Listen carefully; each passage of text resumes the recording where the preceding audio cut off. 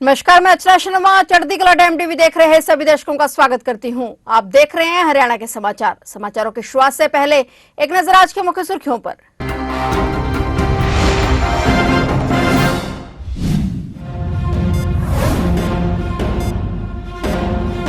हरियाणा विधानसभा के मानसून सत्र का आज तीसरा दिन। साइकिल पर सवार होकर विधानसभा पहुंचे सीएम नायब सैनी। नशे के खिलाफ सीएम सैनी ने दिया कड़ा संदेश।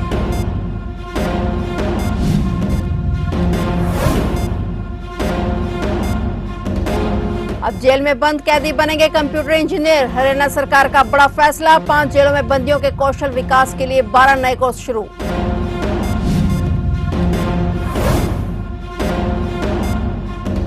हरियाणा में आयुष्मान कार्ड को लेकर बड़ी खबर। अब नहीं आएगी कोई दिक्कत। हरियाणा सरकार ने कर दिया इंतजाम।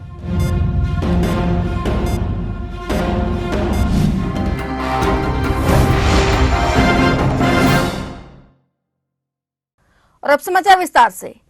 हरियाणा विधानसभा के मानसून सत्र का आज तीसरा दिन है। आज भिवानी की शिक्षिका मनीषा की रहस्यमय मौत और कांग्रेस के काम रोको प्रस्ताव पर चर्चा हुई। खास बात यह है कि सीएम नायब सैनी आज अपने मंत्री और विधायकों के साथ साइकिल पर सवार होकर सदन पहुंचे। सदन की कार्रवाई में शामिल होने के लिए CM Nayab Saini MLA hostel से साइकिल पर सवार होकर विधानसभा पहुंचे और साथ ही प्रदेश में बढ़ रहे नशे के खिलाफ भी कड़े संदेश दिए। मुख्यमंत्री, मंत्रीगण और विधायक न केवल एकजुटता दिखाते हुए बल्कि नशे के विरोध में साइकिल पर सवार होकर सदन पहुंचे। नशे के खिलाफ युवाओं को जागरूक करने के लिए नायब सरकार द्वारा साइक्लोथॉन निकाली जा चुकी है और इसके साथ ही नशा तस्करों के खिलाफ शिकंजा कसते हुए जनवरी से जुलाई तक 2161 एफआईआर भी दर्ज की गई है, जबकि पिछले साल यह आंकड़ा 2022 था।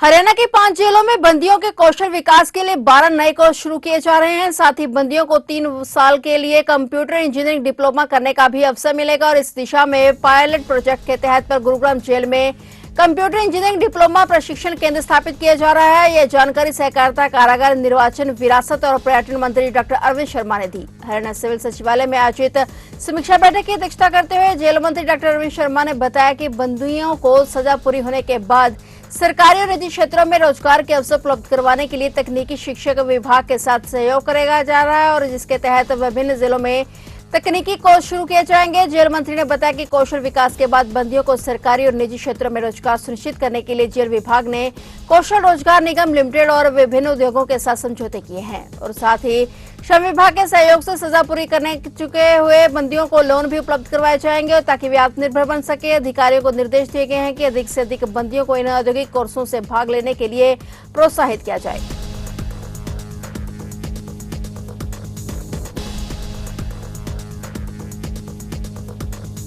इंडियन मेडिकल एसोसिएशन की हरियाणा शाखा ने 19 दिन बाद आयुष्मान योजना के तहत लाभार्थियों का इलाज नहीं करने के अपने फैसले को वापस ले लिया है। हरियाणा के मुख्य सचिव अनुराग रस्तोगी के साथ हुई इस बैठक के बाद आईएमए ने दोबारा से इलाज करने की घोषणा की है और 2.5 घंटे चली बैठक में तय हुआ है कि कोई भी भुगतान 1 महीने से ज्यादा लंबित नहीं रहेगा। यदि 1 महीने से ज्यादा देरी हुई तो सरकार निजी अस्पतालों को बकाया राशि का ब्याज देगी। निजी अस्पतालों के मुद्दे को सुलझाने के लिए आईएमए के सदस्यों को सरकार के स्वास्थ्य विभाग की कमेटियों में शामिल किया जाएगा। निजी अस्पतालों ने आयुष्मान के लाभार्थियों का इलाज शुरू कर दिया है और आईएमए हरियाणा की दूसरी बड़ी मांग यह थी कि भुगतान में देरी होने पर उस पर ब्याज दिया जाए और यह मांग भी मुख्य सचिव ने मान ली है। उन्होंने कहा कि प्रतिदिन कितना ब्याज दिया जाए इसे जल्द ही तय कर लिया जाएगा।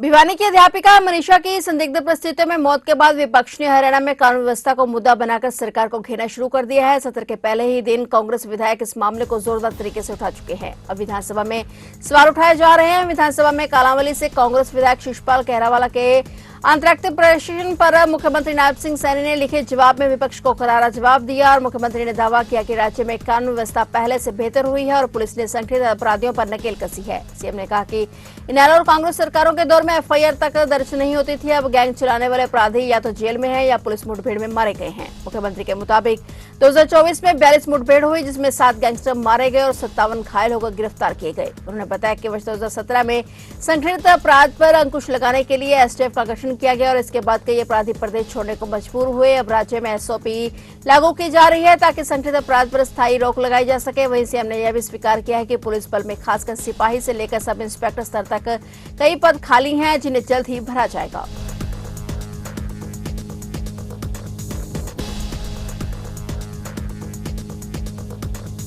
रोहतक के सेक्टर 1 में पैकेजिंग मटेरियल फैक्ट्री के मालिक उद्यमी संजय गुप्ता के घर पर दिन दिहाड़े उनकी नौकरानी ने अपने 3 साथियों के साथ मिलकर परिवार को 1.5 घंटे तक बंधक बनाया और उद्यमी की पत्नी को बुरी तरह पीटा और पेचकस दिखाकर उन्हें डराया धमकाया गया। आराम से पूरा घर खंगाला और 35 लाख के गहने और 10 लाख की नकदी लूटकर फरार हो गए। नेपाल की रहने वाली नौकरानी रीमा को परिजनों ने करीब 1 महीने पहले ही काम पर रखा था। सेक्टर 1 निवासी संजय गुप्ता ने बताया कि उनकी खरावड़ में पैकेजिंग मटेरियल की फैक्ट्री है और वे फैक्ट्री में ही थे और सोमवार शाम को फिल्म देखने जाना था, इसलिए 4 बजे घर आए और यहाँ मां कुसुमलता और पत्नी संगीता को बंधक पाया। मां की कुर्सी से बांधा पाया गया और पत्नी के भी हाथ पैर बांधे गए थे। इन्हें खोला तो घर में लूट की वारदात के बारे में पता लगा। बदमाशों ने अलमारी में रखे 35 लाख के जेवर और 10 लाख रुपए लूट लिए। वहीं मौके पर पहुंची पुलिस टीम ने साक्ष्य जुटाए। डीएसपी गुलाब सिंह ने बताया कि घर की नौकरानी की मदद से 3 बदमाशों ने लूट की वारदात को अंजाम दिया है। सीसीटीवी फुटेज खंगाले जा रहे हैं। आरोपियों को जल्द ही पकड़ लिया जाएगा।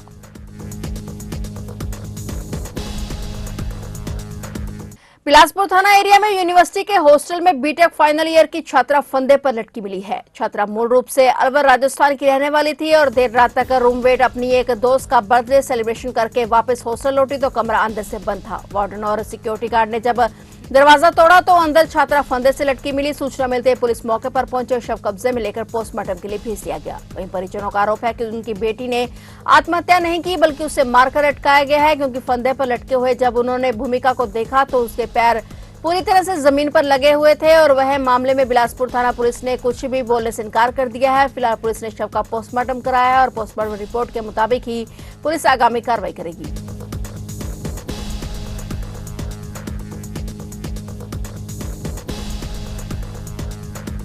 पाकिस्तान के लिए जासूसी के आरोप में जेल में बंद ज्योति मल्होत्रा अब कोर्ट में फिजिकली पेश की जाएगी। ज्योति मल्होत्रा की 2 सितंबर को फिर से पेशी होगी। यूट्यूबर ज्योति मल्होत्रा को कोर्ट में पेश किया गया था और उसके वकील कुमार मुकेश ने बताया कि चालान सप्लाई के लिए ज्योति को कोर्ट में पेश किया गया। ये प्रक्रिया चल ही रही थी कि पुलिस ने एक आवेदन दिया कि कुछ चालान के पार्ट सप्लाई न किए जाएं। ज्योति को 2 सितंबर को दोबारा कोर्ट में पेश किया जाएगा। उन्होंने बताया कि ज्योति करीब 2 घंटे कोर्ट में रही।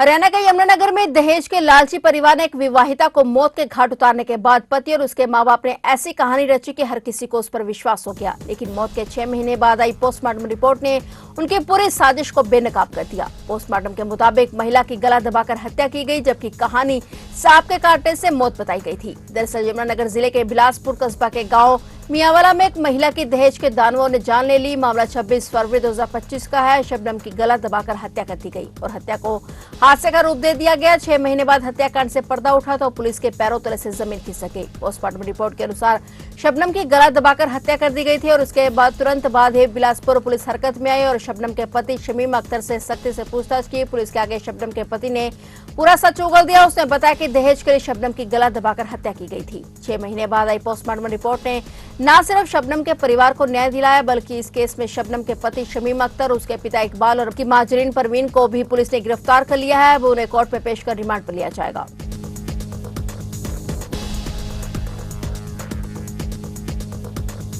हरियाणा में लगातार बरसात का सिलसिला जारी है, जिसमें कई जिलों में जलभराव की स्थिति उत्पन्न हो गई है। फतेहाबाद के कूला में सबसे अधिक 56 mm वर्षा दर्ज की गई, जबकि जाखल मंडी में 210 mm वर्षा हुई है। मानसून की सक्रियता के कारण अनुमानित बारिश का आंकड़ा पार हो गया है। मौसम विभाग ने अगले कुछ दिनों में भी भारी बरसात का चेतावनी जारी की है। कल रात से ही प्रदेश के अधिकांश इलाकों में बारिश का सिलसिला लगातार जारी है। रात 8 बजे तक 14 जिलों में वर्षा दर्ज की गई। इनमें भिवानी, गुरुग्राम, हिसार, अंबाला, तेहाबाद और जींद, फरीदाबाद, सोनीपत आदि शामिल हैं। भारी बारिश को देखते हुए रतिया खंड में प्राइवेट स्कूल एसोसिएशन ने आज स्कूल भी बंद रखे और हरियाणा में मानसून के दोबारा सक्रिय होने की वजह दक्षिण पश्चिम उत्तर प्रदेश के ऊपर बने निम्न वायु दबाव क्षेत्र को माना जा रहा है। वहीं मौसम विभाग ने यमुनानगर और पंचकुला में कल तेज बारिश का अलर्ट जारी किया है। रोहतक, जींद, सोनीपत में भी बूंदाबांदी होगी।